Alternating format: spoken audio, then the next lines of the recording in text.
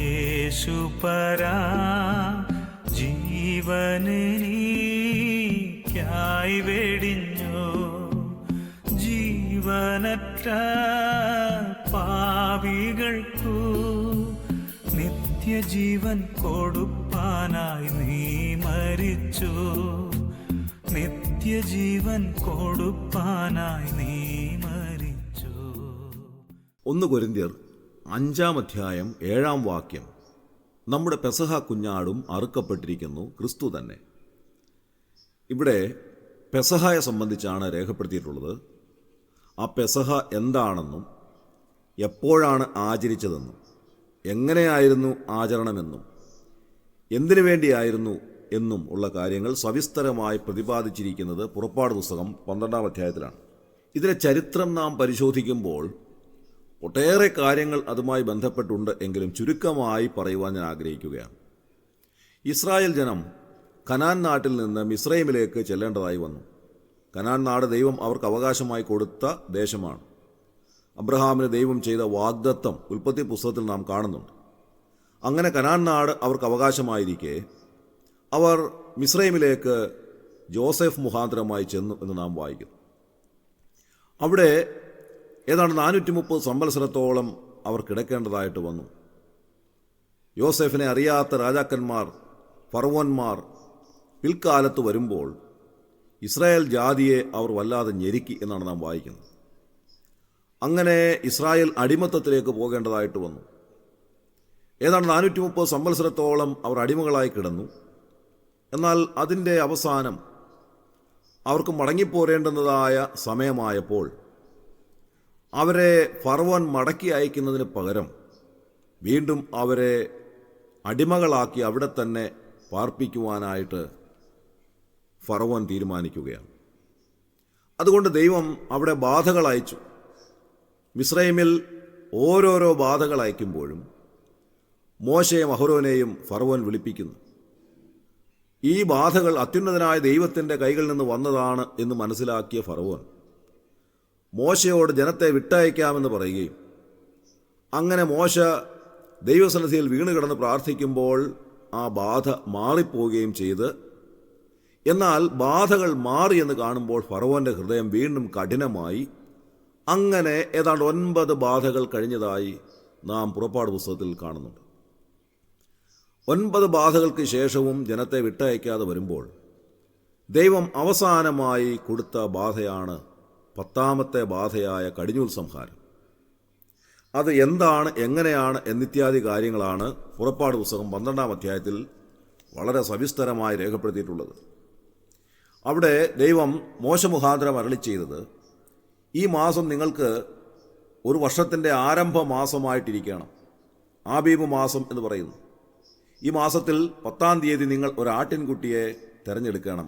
ഊനമില്ലാത്ത ഒരു ആട്ടിൻകുട്ടി, 1 വയസ്സുള്ള ആട്ടിൻകുട്ടി.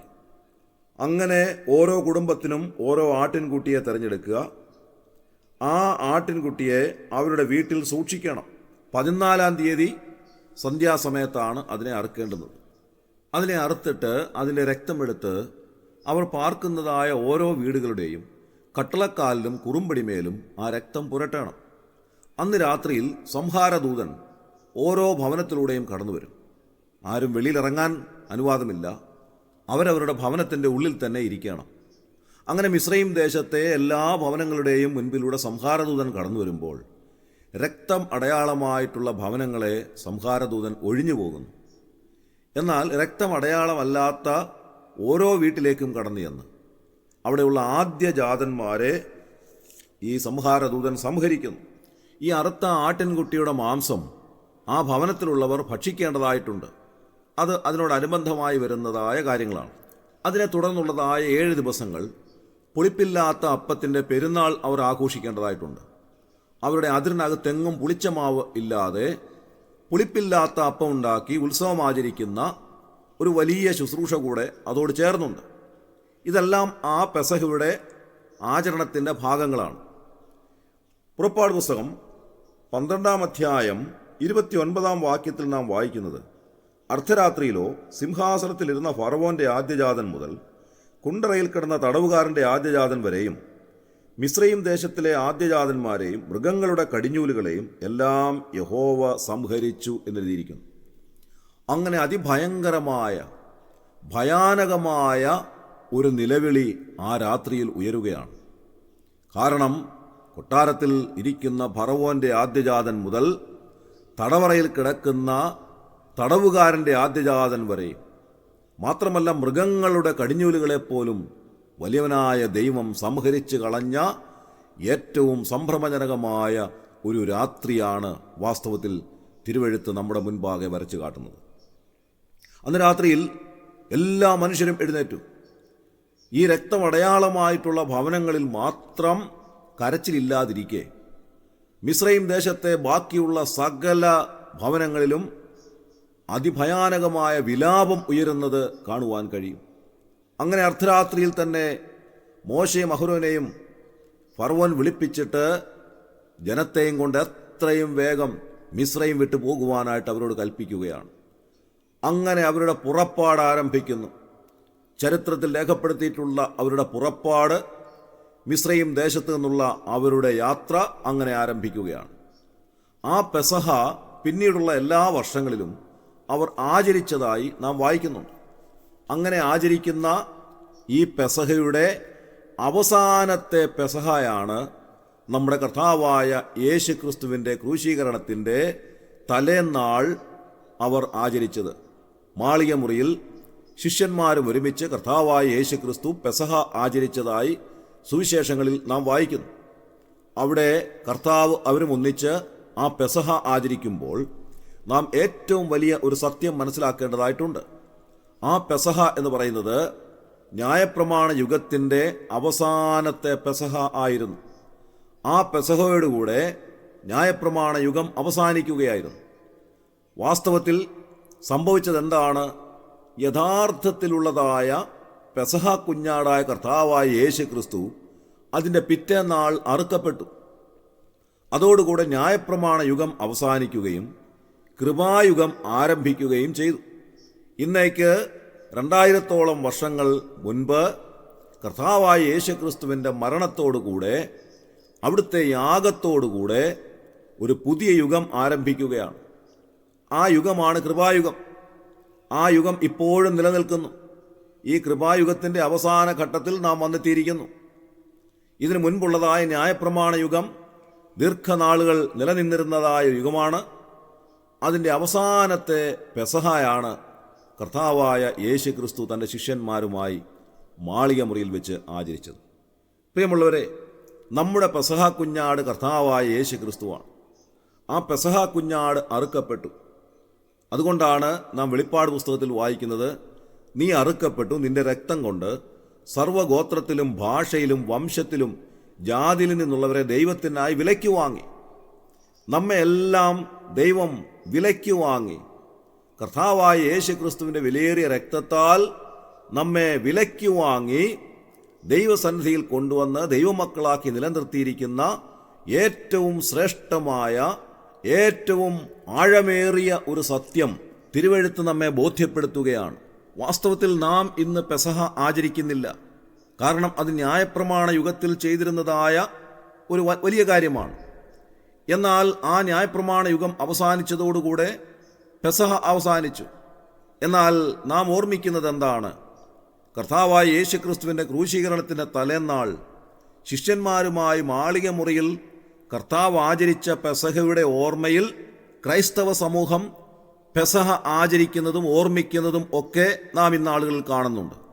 എന്നാൽ അതിൻ്റെ കാല തീയതികളെ സംബന്ധിച്ചൊക്കെ വ്യത്യസ്തമായ വ്യാഖ്യാനങ്ങളുള്ളത് കൊണ്ട് അതിലേക്ക് പോകുവാൻ ഞാൻ ആഗ്രഹിക്കുന്നില്ല. കർത്താവായ യേശു ക്രിസ്തു ആകുന്ന പെസഹ കുഞ്ഞാട് അറുക്കപ്പെട്ടു. അത് മനസ്സിലാക്കുവാനും അത് വിശ്വസിക്കുവാനും നമുക്ക് സാധിക്കുന്നുവെങ്കിൽ തീർച്ചയായും നാം ദൈവത്തിൻ്റെ വകയായി തീർന്നു. അങ്ങനെയാണ് നാം ദൈവമക്കളാകുന്നത്.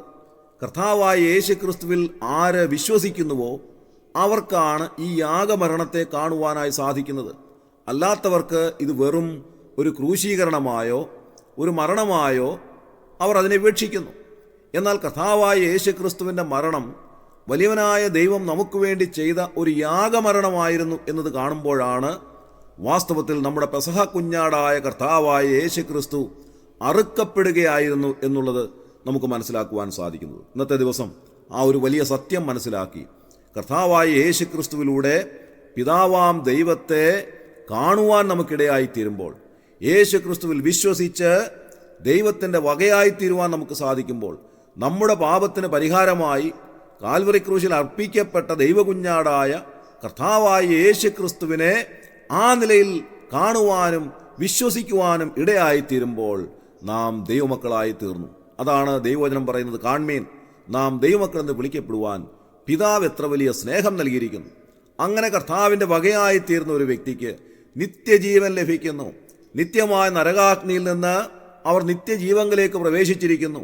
അങ്ങനെ നാം വിശ്വസിച്ച് ദൈവത്തിൻ്റെ വകയായി തീരുന്നില്ല എങ്കിൽ ഈ ലോകത്തിൽ നാം എന്തെല്ലാം ആചരിച്ചിരുന്നാലും അതുകൊണ്ടൊന്നും ഒരു പ്രയോജനവുമില്ല എന്ന് ദൈവവചനം നമ്മോട് പറയുകയാണ്.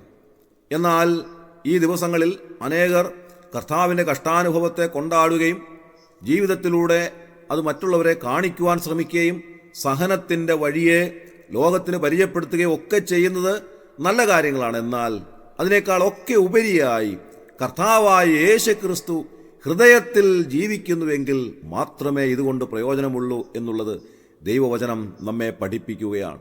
നാം ഏതെല്ലാം നിലയിൽ ഈ ദിവസങ്ങളിൽ കർത്താവിൻ്റെ കഷ്ടാനുഭവങ്ങളെ കൊണ്ടാടിയാലും കർത്താവായ യേശു ക്രിസ്തുവിൽ വിശ്വസിച്ച് ജീവരക്ഷ പ്രാപിച്ചില്ല എങ്കിൽ യാതൊരു പ്രയോജനവുമില്ല എന്ന് കാണുവാൻ സാധിക്കും. അതുകൊണ്ട് നമുക്ക് കർത്താവിൽ വിശ്വസിച്ച് കർത്താവിൻ്റെ വകയായി തീർന്ന് ദൈവ സന്നിധിയിലേക്ക് അടുത്തു വന്ന് കർത്താവിനെ ആരാധിക്കുന്ന ദൈവമക്കൾ എന്നുള്ള പദവിയിലിരുന്നുകൊണ്ട് കർത്താവിനെ ആരാധിക്കുന്ന അനുഗ്രഹീതമായ അനുഭവം നമുക്കുണ്ടാകുവാൻ കർത്താവ് നമ്മെ സഹായിക്കട്ടെ. നമ്മുടെ കണ്ണുകളെ അടയ്ക്കാം, പ്രാർത്ഥിക്കാം. ക്രിസ്തുയേശുവിലൂടെ അതിവാത്സല്യമായി ഞങ്ങളെ സ്നേഹിക്കുന്ന സ്വർഗീയ പിതാവാൻ നല്ല ദൈവമേ, അനുഗ്രഹമായ ഈ ദിവസത്തിനായി ഞങ്ങൾ നന്ദിയോടെ സ്തോത്രം ചെയ്യുന്നു.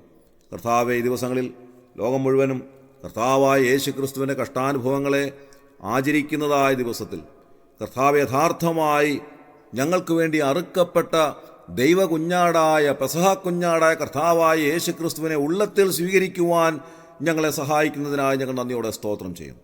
കർത്താവെ, ഇന്ന് പകലിൽ ഈ സത്യം മനസ്സിലാക്കി അനേകർ അവിടുത്തെ സന്നിധിയിലേക്ക് അടുത്തു വരുവാനും യഥാർത്ഥമായി പാപത്തിന് പരിഹാരമായി, ലോകത്തിൻ്റെ പാപത്തിന് പരിഹാരമായി അറുക്കപ്പെട്ട ദൈവകുഞ്ഞാടായ കർത്താവായ യേശു ക്രിസ്തുവിനെ കണ്ടെത്തുവാനും ഉള്ളത്തിൽ സ്വീകരിക്കുവാനും അനേകരെ അവിടെ ഇടയാക്കണമേ എന്ന് ഞങ്ങൾ പ്രാർത്ഥിക്കുന്നു. കർത്താവിന് രാവിലെ ഞങ്ങൾക്ക് നൽകിയ ഈ നല്ല സമയത്തിനായി നന്ദിയോടെ സ്തോത്രം ചെയ്യുന്നു. അവിടുത്തെ സന്നിധിയിലേക്ക് അടുത്തു വരുവാൻ, അവിടുത്തെ മക്കളെന്ന് വിളിക്കപ്പെടുവാൻ ഞങ്ങൾക്ക് നൽകിയിരിക്കുന്ന വിലയേറിയ അവകാശത്തിനായും പദവികൾക്കായി ഞങ്ങൾ നന്ദിയോടെ സ്തുതിക്കുന്നു. കർത്താവെ, അവിടുത്തെ സന്നിധിയിലേക്ക് അടുത്ത് വന്നിരിക്കുന്ന എല്ലാവരെയും അവിടെ അനുഗ്രഹിക്കണം. ഇന്നത്തെ ദിവസം സന്തോഷത്തോടെയും സമാധാനത്തോടെയും ജീവിപ്പാൻ ഞങ്ങളെ സഹായിക്കണമേ.